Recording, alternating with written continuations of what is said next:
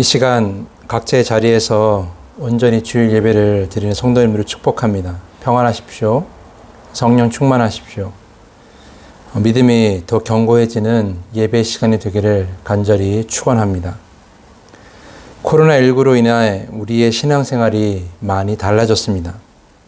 매주일 갔던 교회에 가지 못하고 각자의 자리에서 인터넷이나 TV를 통해 혹은 각자의 스마트폰을 통해 예배를 드리고 있습니다. 일주일에 몇 번씩 교회에서 기도하고 예배하고 교제하던 우리 신앙의 모습을 전혀 하지 못하고 있고요.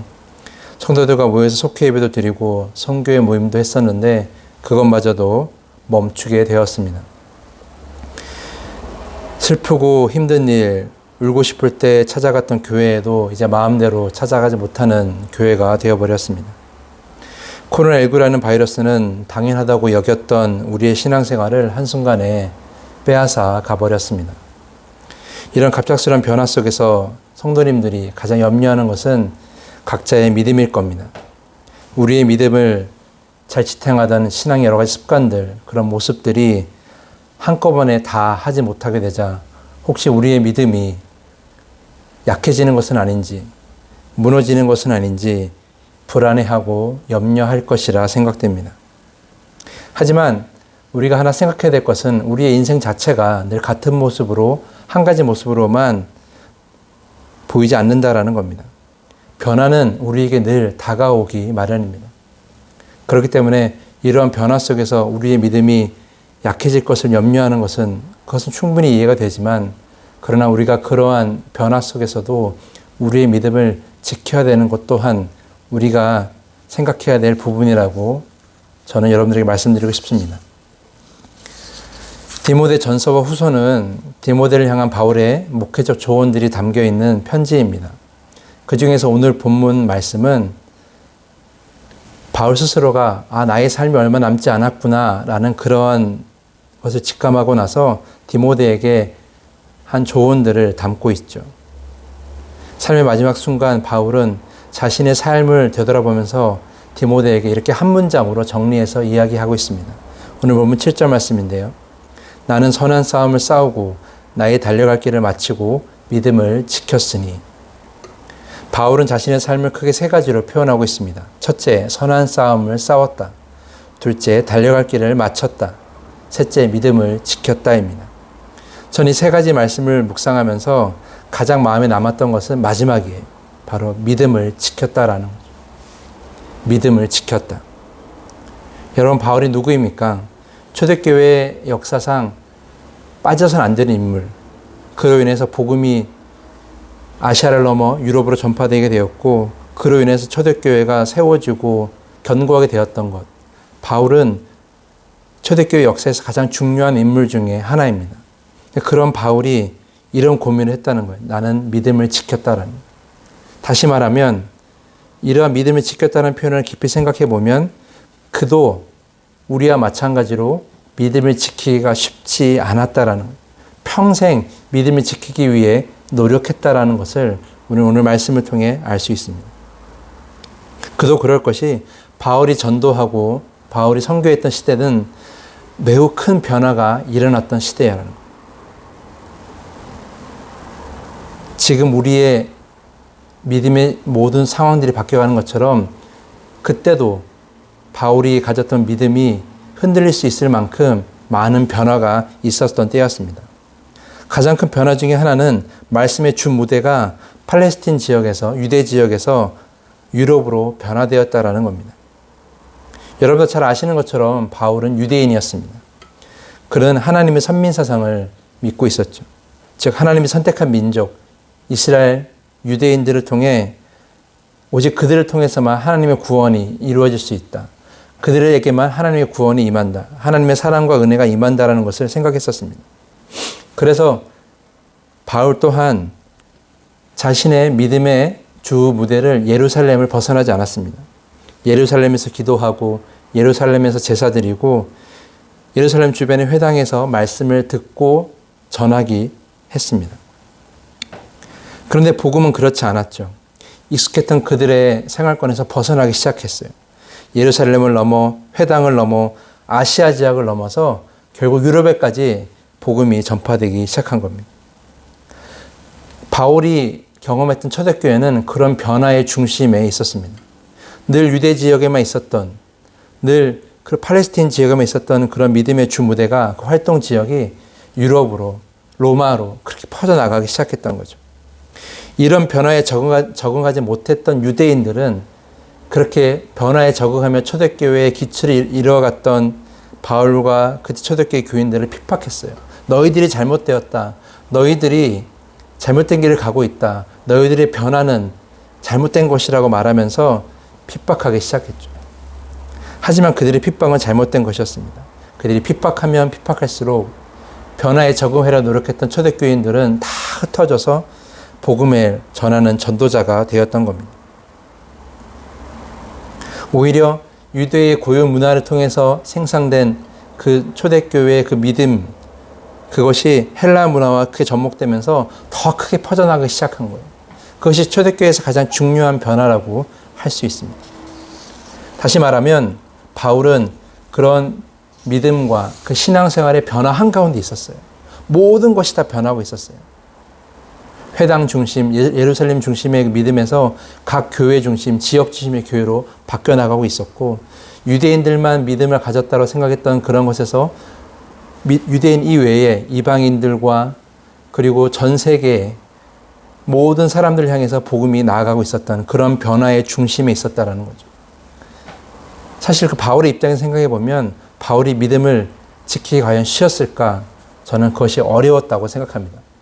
왜냐하면 바울의 믿음은 그런 변화 한가운데 있었고, 그 변화 한가운데서 그 변화를 직접 경험하면서 복음을 전해야 됐기 때문에 모든 것이 다 새로웠을 거라는 거예요.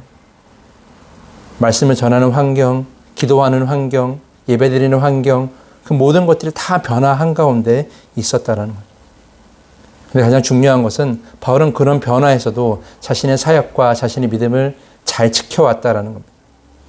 오늘 본문의 말씀처럼 선한 싸움을 싸우고 달려야 할 길을 마치고 믿음을 지켰다라는 것은 그가 그러한 변화 한가운데서 얼마나 많은 노력과 많은 것을 애썼는지를 우리가 잘 알 수 있습니다.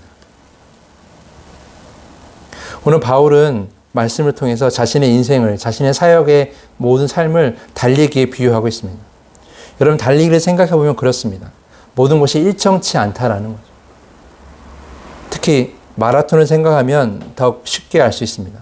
여러분, 마라톤은 42.19km를 달립니다.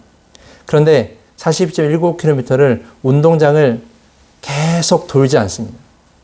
같은 환경, 같은 분위기에서 42.19km를 달리는 것이 아니라 운동장 밖으로 나가서 여러 다른 환경 속에서 42.19km를 달립니다. 그 마라톤 대회가 어디서 열리냐에 따라서 그 대회 환경은, 그 도로의 환경은 다 달라집니다. 어느 곳은 오르막길이 많고, 어떤 코스는 내리막길이 많고, 어떤 코스는 건물이 많고, 어떤 코스는 산만 있기도 하고, 이런 것들이 다 다르다라는 거죠. 중요한 것은 마라톤 선수들은 그 변화되는 환경 속에 적응하면서 최고의 기록을 내기에 노력한다라는 거죠. 자신만의 신체 능력과 호흡을 그 환경에 맞추어서 최고의 기록을 내기 위해서 노력한다라는 겁니다. 바울이 자신의 생활을, 자신의 믿음을, 자신의 삶을 달리기에 비유한 것처럼 우리의 믿음도 마찬가지라는 거예요. 우리의 믿음이 변화에 적응하지 못하여 믿음을 도태시키는 것이 아니라 우리 스스로가 변화되는 환경에 적응하면서 믿음을 잘 지켜나갈 수 있도록 노력해야 된다는 겁니다. 20대 초반에 저는 한 대형 교회를 방문한 적이 있었습니다. 그때 제가 깜짝 놀란 것은 그 대형 교회 안에 헌금을 이체하는 기계가 있다라는 거예요. 현금 카드나 카드를 넣고 혹은 통장을 넣고 헌금을 이체하는 기계가 그 자리에 버젓이 있는 로비에. 저는 처음에 그것을 보고 깜짝 놀랐어요. 그리고 아니 어떻게 헌금을 예배당이 아닌, 예배의 순간이 아닌 어떻게 저렇게 헌금을 낼 수가 있지? 정말 대형교회가 너무 헌금을 강조하는 거 아닌가? 이런 비판을 했죠. 하지만 지금은 어떻습니까? 코로나19라는 환경이 우리의 그런 생각을 바꾸게 만들었어요. 온라인 헌금을 할 수밖에 만들었다는 거예요.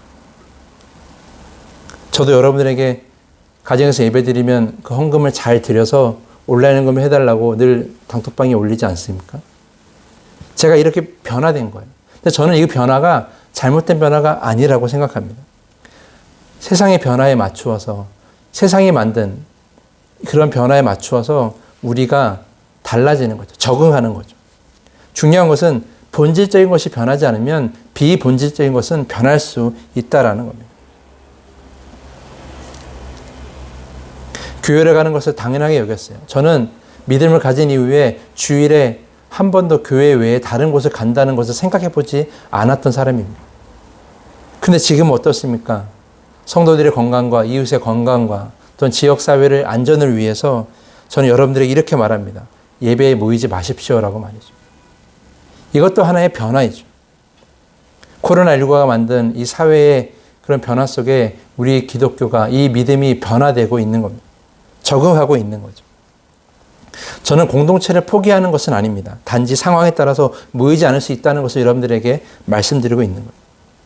중요한 것은 무엇입니까? 이 변화되는 속에서 우리가 적응하면서 우리의 믿음을 지키는 것이 있는 겁니다. 함께 모이지는 않지만 각자의 자리에서 열심히 예배를 드리고 있는 것이고, 우리가 모여서 헌금을 드리진 않지만 각자의 자리에서 열심히 헌금을 해서 하나님께 드리는 겁니다. 그걸 계좌이체하는 거죠. 하나님께서 계좌이체했으니까 그 헌금을 받지 않는다. 이것은 아니라는 거예요. 중요한 건 뭐예요? 변화되는 상황 속에서 우리의 믿음을 열심히 지켜 나가는 겁니다. 그렇다면 여러분들은 질문하실 거예요. 그럼 이 변화되는 환경 속에서 우리가 어떻게 이 믿음을 지켜 나갈 것인가? 바울은 오늘 본문 말씀을 통해서 달리기가 끝났을 때 받을 수 있는 면류관을 기억하라라고 이렇게 말합니다.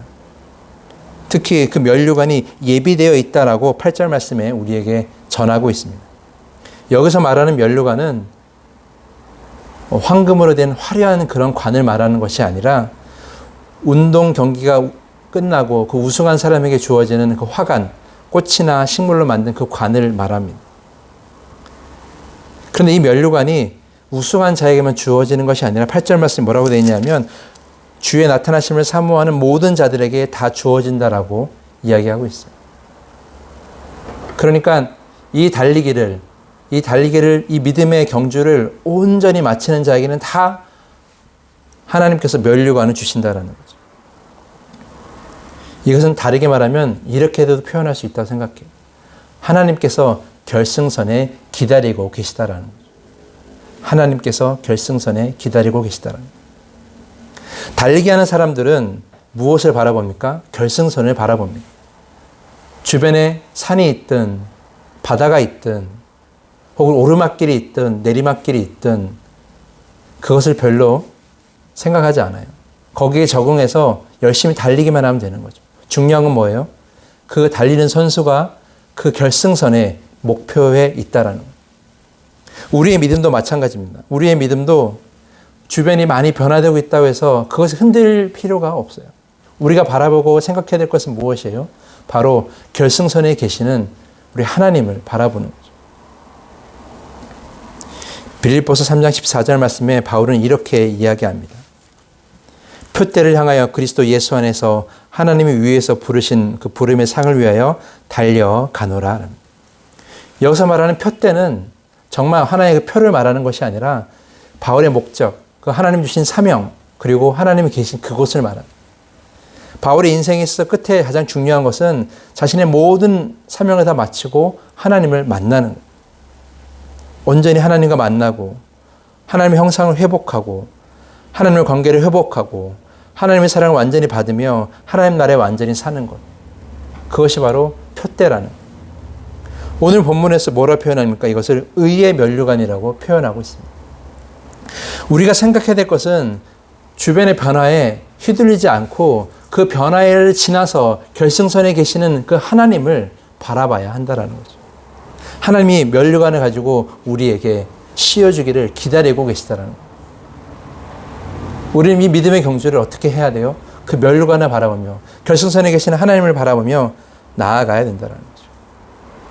그래서 우리가 해야 될 것은 이 변화에 있어서 우리의 믿음을 흔들게 하는 것이 아니라 이 변화에 적응할 수 있도록 우리가 하나님께 기도하는 겁니다. 하나님, 이 변화 가운데서 내 믿음이 흔들리지 않도록 주님 도와주십시오.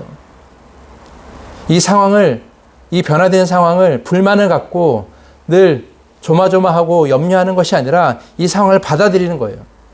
달리는 선수가 그 상황을 이겨내며 나아가는 것처럼, 받아들이면서 적응하며 나아가는 것처럼 우리도 이 변화를 받아들이며 나아가야 되는 거죠. 코로나가 빨리 끝나길 바라면서 우리 예전의 삶으로 돌아가길 바라는 것이 아니라 이 변화에 맞춰서 우리의 신앙도, 우리의 교회의 모습도, 우리의 믿음의 모습도 변화되어야 되는 거예요. 특별히 하나님께서 코로나19를 통해 한국교회에 주시고자 하는 메시지는 분명합니다. 너희들의 민낯을 봐라. 너희들이 얼마나 이웃을 사랑하지 못했고 너희들이 얼마나 자신들만 생각하는 신앙을 했는지를 바라보라라는 거예요. 그리고 이제 변화되어라라는 거예요. 변화된 사회에 맞추어서 너희들도 변화되어라라는 거죠. 헌 부대를 버리고 새 부대가 되어서 새로운 포도주를 받아들이고 하나님의 새로운 은혜, 하나님의 새로운 사명을 받아들이라고 우리에게 말씀하고 계시는 겁니다. 코로나19는 한국교회에 그러한 메시지를 전하고 있는 겁니다. 여전히 옛날의 신앙의 모습을 생각하며 새벽기도 못하면 어떡하지? 매일 기도 가면 못하면 어떡하지? 매일 수요일하고 금요 차로 예배 드렸는데 그거 못하면 어떡하지? 그런 생각에 사로잡히지 마시기를 부탁드립니다. 우리는 변화될 수 있어야 돼요. 만약에 매일 교회에 모이는 것이 이 사회에서 더 이상 하지 못한다면 그러면 그것은 포기하고 다른 삶으로, 다른 모습으로, 다른 방법으로 우리의 영성을 잘 회복해 나가면 되는 거예요. 하나님께서 그러한 지혜를 우리에게 주실 것이라고 믿습니다. 속회에 모여서 매일 하나님께 예배 드렸는데 매주 한 번씩 이렇게 예배를 드렸는데 속회 예배도 만약에 이 사회가 원하지 않는다면 그런 분위기로 가고 있다면 우리는 적응해야 되는 거예요. 속회는 이제 어렵겠구나. 그런 다른 것으로서 우리가 모임을 할 수 있어야죠. 온라인에서 오프라인에서 어쩌면 소규모로 많이 모이지 않고 그렇게 우리의 신앙을 서로 격려할 수 있는 그런 모임을 만들어야 할 것입니다. 우리는 그것에 적응을 해야 되는 거예요. 우리는 준비를 해야 되는 거예요. 중요한 건 뭐예요? 그러한 변화는 할 수 있어요. 우리가 목표가 결승선에 계시는 하나님을 바라본다면 그러한 변화는, 그러한 적응은 아무런 문제가 되지 않는다. 사랑하는 성도 여러분, 이거 한 가지를 기억하십시오. 우리의 방향이 결승선에 계시는 하나님, 그리고 하나님이 주시는 그 면류관을 향해 나아가 있다면 다른 변화는 아무런 문제가 없다는 것.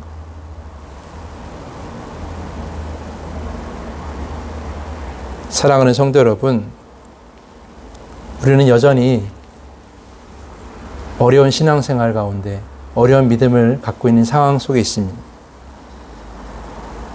그러나 이 변화된 상황 속에서 우리는 노력해야 돼요. 어떻게 하면 더 기도할 수 있을 것인가?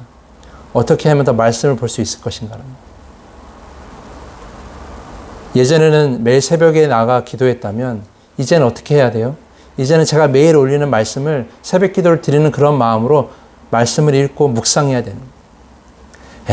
새벽 기도는 열심히 해도 이렇게 인터넷이나 카톡으로 올리는 말씀은 이건 나에게 소용이 없어 라고 생각하는 것 자체가 잘못된 관점이라는 거죠. 새벽 기도를 못하면 그걸 대체할 수 있는 걸 찾아야 되는 거예요. 그래서 제가 여러분들에게 매일 말씀을 올려드리는 거죠. 그 안에서 새벽 기도 때 받았다는 그런 은혜를 누릴 수 있어야 되는 거죠. 주일 예배도 모여서 예배드리지 못하지만 주일 예배 때 받았던 그 은혜, 그러한 하나님의 경험, 그런 것들도 TV를 통해서, 인터넷을 통해서, 스마트폰을 통해서 받을 수 있어야 되는 거예요. 인터넷이니까, TV니까, 가정에서 드리니까 우리 은혜 못 받는 게 당연해 라고 생각하면 안 된다라는 거예요. 사랑하는 성도 여러분, 바울이 그 수많은 변화 속에서, 그런 급격한 변화 속에서 믿음을 지키고 초대교회의 기초를 쌓고 온 전 세계에 복음을 전했던 것처럼 지금 우리에게도 바울이 경험했던 그런 변화 가운데 적응하며 믿음을 지켰던 우리 마음이 필요합니다. 바울이 그랬던 것처럼 우리의 믿음을 지켜야 되는 거예요. 방법을 바꿔서 변화시키는 거죠. 방법을 바꿔서 우리의 믿음을 지키는 거죠.